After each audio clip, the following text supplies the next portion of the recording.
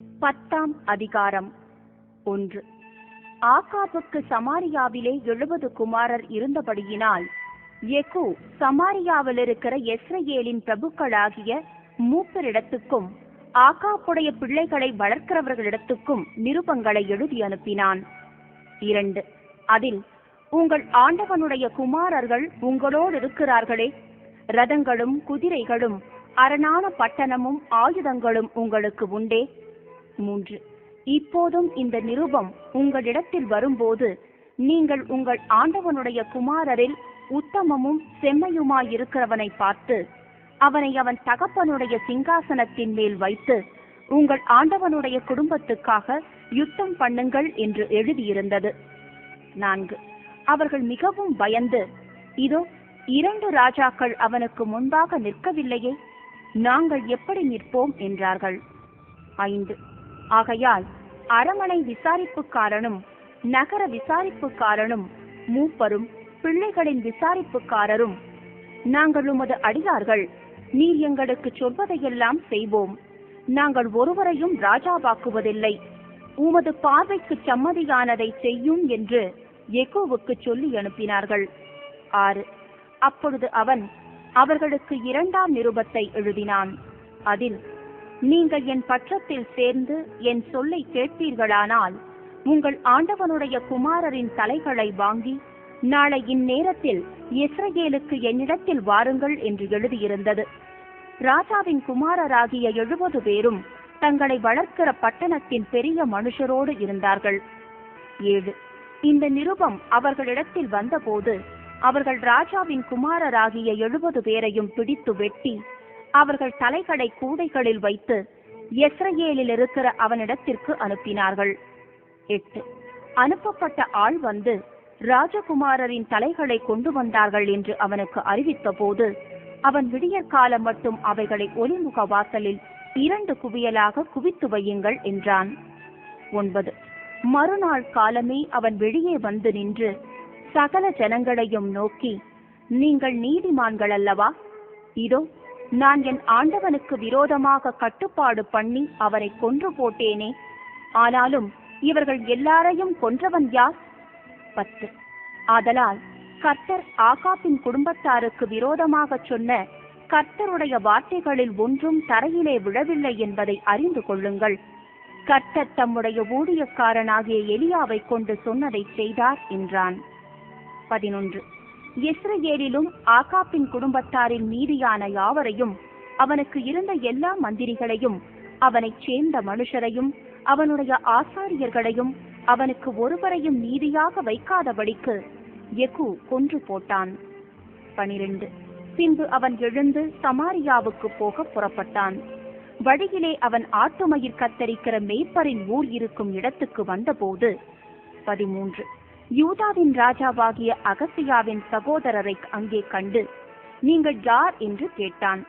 அவர்கள், நாங்கள் அகசியாவின் சகோதரர், நாங்கள் ராஜாவின் பிள்ளைகளையும் ராஜஸ்திரீயின் பிள்ளைகளையும் வினவுகிறதற்கு போகிறோம் என்றார்கள். 14. அப்பொழுது அவன், இவர்களை உயிரோடே பிடியுங்கள் என்றான்.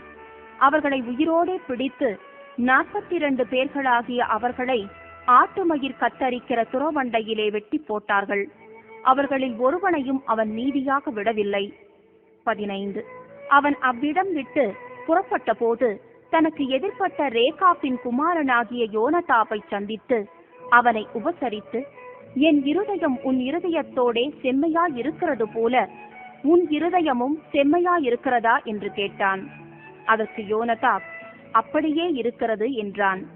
அப்படி இருக்கிறதானால் உன் கையை தா என்று சொன்னான். அவன் தன் கையை கொடுத்த போது அவனை தன்னிடத்தில் ரதத்தின் மேல் ஏறி வரச் சொல்லி, 16.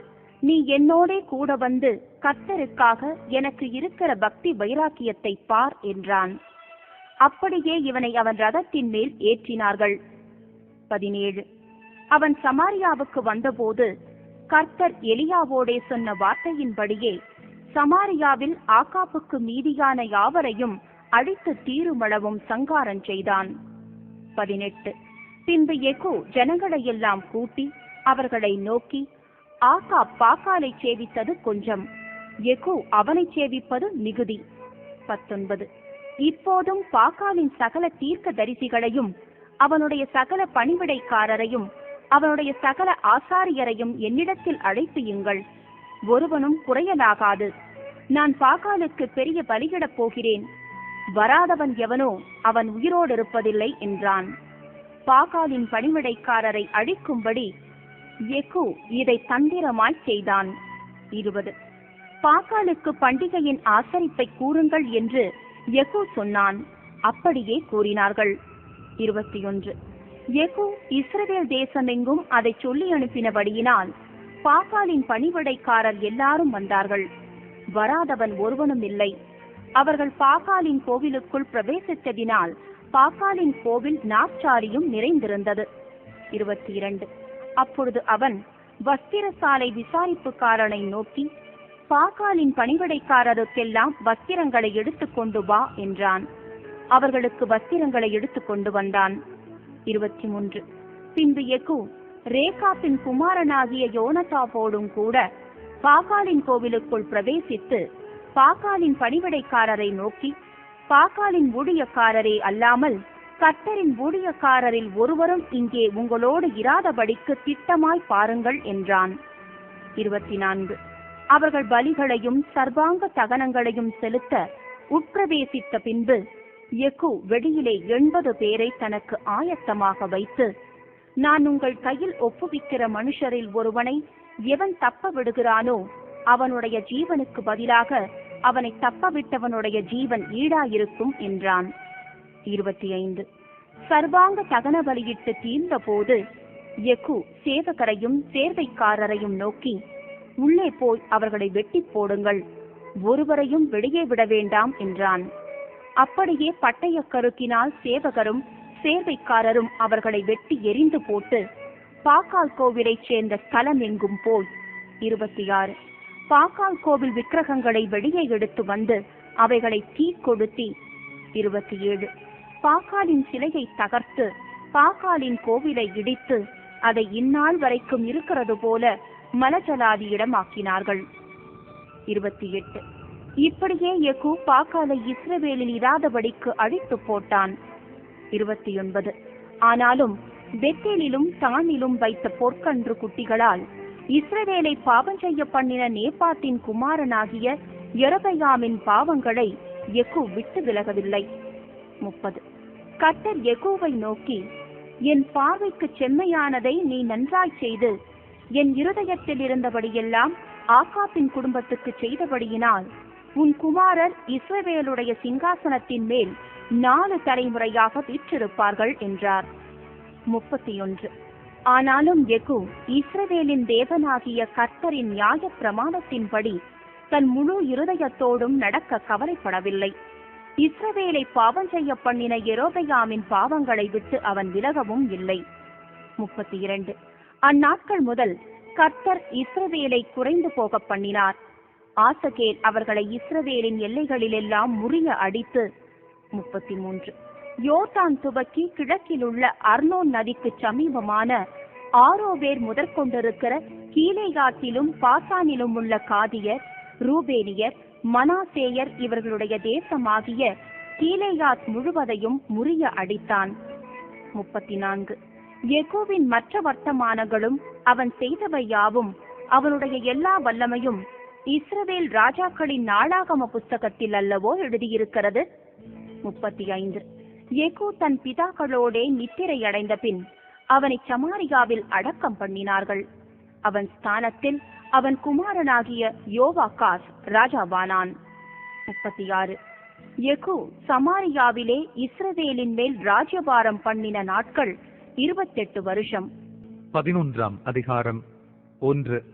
அகசியாவின் தாயாகிய அத்தாலியாள் தன் குமாரன் இறந்து போனதை கண்டபோது எழும்பி ராஜவம்சஸ்தர் யாவரையும் சங்காரம் பண்ணினாள். 2. யோராம் எனும் ராஜாவின் குமாரத்தையும் அகசியாவின் சகோதரியுமாகிய யோசேபாள் கொலையுண்ணப்படுகிற ராஜகுமாரரின் நடுவில் இருக்கிற அகசியாவின் மகனாகிய யோவாசை களவாய் எடுத்தாள்.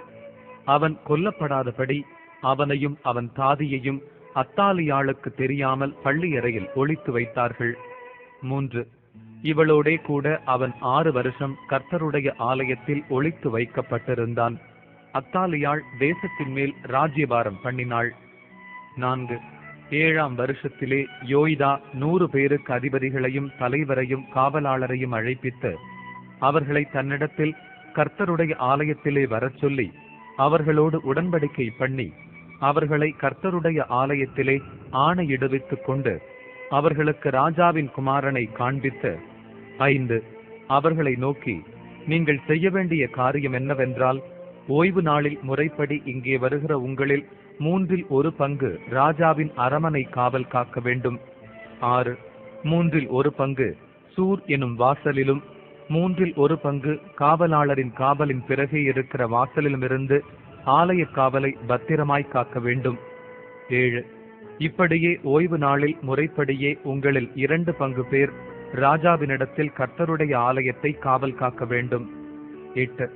நீங்கள் அவரவர் தங்கள் ஆயுதங்களை கையிலே பிடித்தவர்களாய் ராஜாவை சுற்றிலும் வரிசையாய் நின்று கொண்டிருக்க வேண்டும்.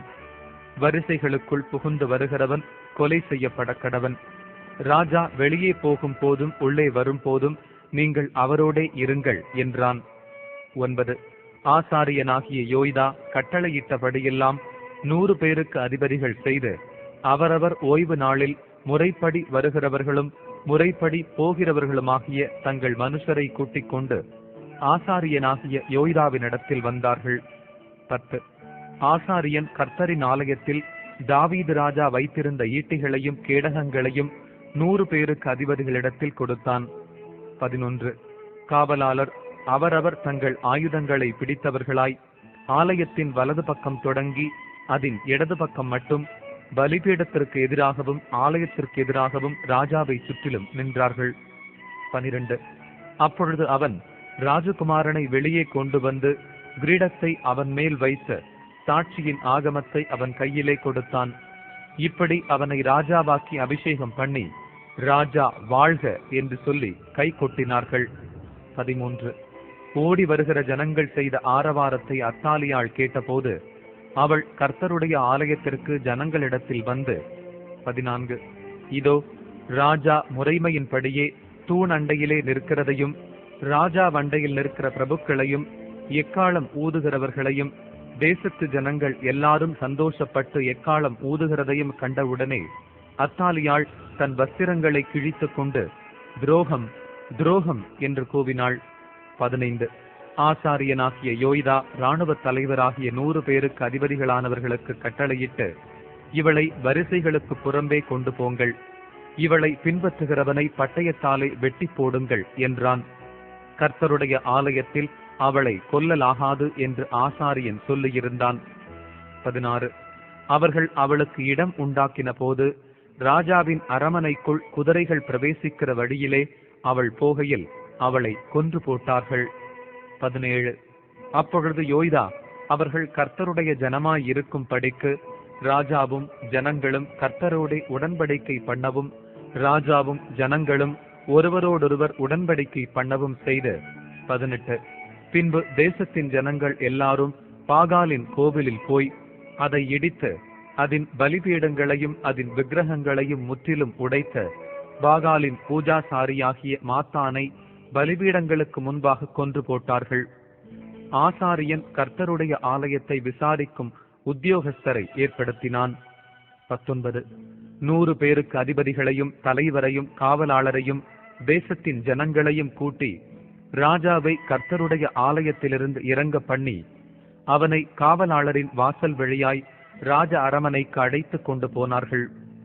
அங்கே அவன் ராஜாக்களுடைய சிங்காசனத்தின் மேல் உட்கார்ந்தான். 20. தேசத்தின் ஜனங்கள் எல்லாரும் மகிழ்ந்து நகரம் அமைதலாயிற்று. அத்தாலியாளையோ ராஜாவின் அரமனை அண்டையில் பட்டயத்தால் கொன்று போட்டார்கள்.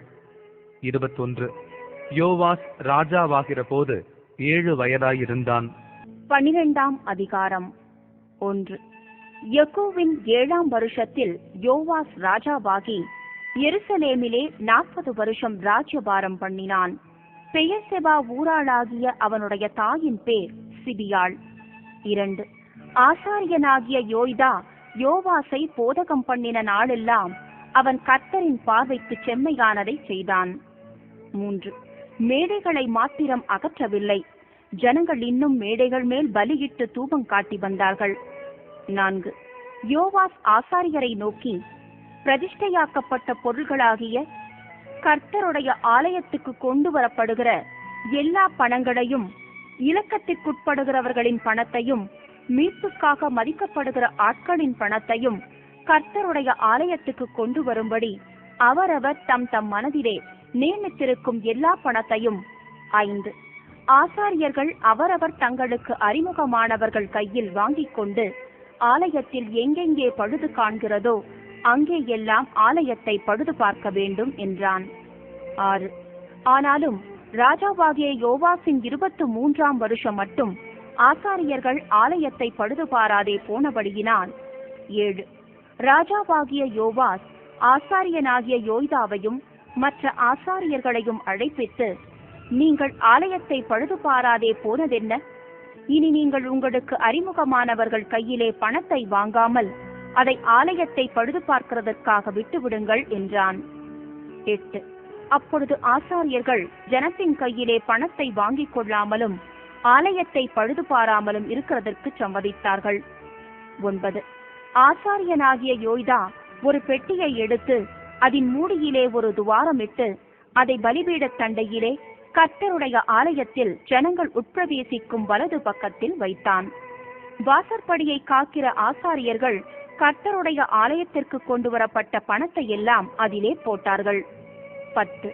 பெட்டியிலே மிகுந்த பணம் உண்டென்று அவர்கள் காணும் போது ராஜாவின் சம்பிரதியும் பிரதான ஆசாரியனும் வந்து கர்த்தருடைய ஆலயத்திலே சேகரிக்கப்பட்ட பணத்தை எண்ணி முடிப்பு கட்டி. 11. எண்ணின பணத்தை கர்த்தருடைய ஆலயத்திலே விசாரிப்புக்காரர் கையிலே கொடுப்பார்கள். அதை அவர்கள் கர்த்தருடைய ஆலயத்தை பழுது பார்க்கிற தச்சருக்கும் சிற்பாசாரிகளுக்கும், 12 கொற்றருக்கும் கல்தச்சருக்கும் கர்த்தருடைய ஆலயத்தை பழுது பார்க்க தேவையான மரங்களையும் வெட்டின கற்களையும் கொள்ளுகிறதற்கும் ஆலயத்தை பழுது பார்க்கிறதற்கு செல்லும் எல்லா செலவுக்கும் கொடுப்பார்கள். 13 கர்த்தருடைய ஆலயத்துக்கு கொண்டு வரப்பட்ட பணத்தினாலே வெள்ளி கிண்ணங்களும் கீத வாத்தியங்களும் கலங்களும் எக்காளங்களும் பொற்பாத்திரங்களும் வெள்ளி பாத்திரங்களும் பண்ணப்படாமல். 14 கர்த்தருடைய ஆலயத்தை பழுது பார்க்கும்படிக்கு வேலை செய்கிறவர்களுக்கே அதை கொடுத்தார்கள்.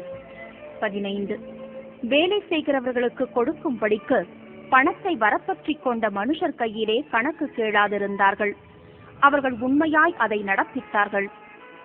16 குற்ற பிராயச்சித்த பணமும் பாவ பிராயச்சித்த பணமும் கர்த்தருடைய ஆலயத்திற்காக கொண்டு வரப்படவில்லை, அது ஆசாரியரை சேர்ந்தது. 17 அதற்கு பின்பு சீரியாவின் ராஜாவாகிய ஆசகேல் வந்து காத்தூரின் மேல் யுத்தம் பண்ணி அதை பிடித்தான். அதன் பின்பு எருசலேமுக்கு விரோதமாய் போக ஆசகேல் தன் முகத்தை திருப்பினான். 18 அப்பொழுது யூதாவின் ராஜாவாகிய யோவாஸ் தன் பிதாக்களாகிய யோசபாத், யோராம், அகசியா என்னும் யூதாவின் ராஜாக்கள் பரிசுத்தம் பண்ணி வைத்த எல்லாவற்றையும் தான் பரிசுத்தம் பண்ணி வைத்ததையும் கர்த்தருடைய ஆலயத்திலும் ராஜாவின் அரமனையிலும் உள்ள பொக்கிஷங்களில் அகப்பட்ட பொன் யாவையும் எடுத்து சீரியாவின் ராஜாவாகிய ஆசகேலுக்கு அனுப்பினான். அப்பொழுது அவன் எருசலேமை விட்டு திரும்பி போனான். 19 யோவாசின் மற்ற வர்த்தமானங்களும் அவன் செய்தவை யாவும் யூதாவுடைய ராஜாக்களின் நாளாகம புஸ்தகத்தில் அல்லவோ எழுதியிருக்கிறது. 20 யோவாசின் ஊழியக்காரர் எழும்பி கட்டுப்பாடு பண்ணிக்கொண்டு சில்லாவுக்கு போகிற வழியில் இருக்கிற மில்லோ வீட்டிலே அவனை கொன்று போட்டார்கள். 21 சிமியாத்தின் குமாரன் யோசகார், சோமேரின் குமாரன் யோசபாத் என்னும் அவனுடைய ஊழியக்காரர் அவனை கொன்றார்கள். இறந்து போன அவனை தாவீதின் நகரத்தில் அவனுடைய பிதாக்களண்டையிலே அடக்கம் பண்ணினார்கள். அவன் குமாரனாகிய அமத்சியா அவன் ஸ்தானத்தில் ராஜாவானான்.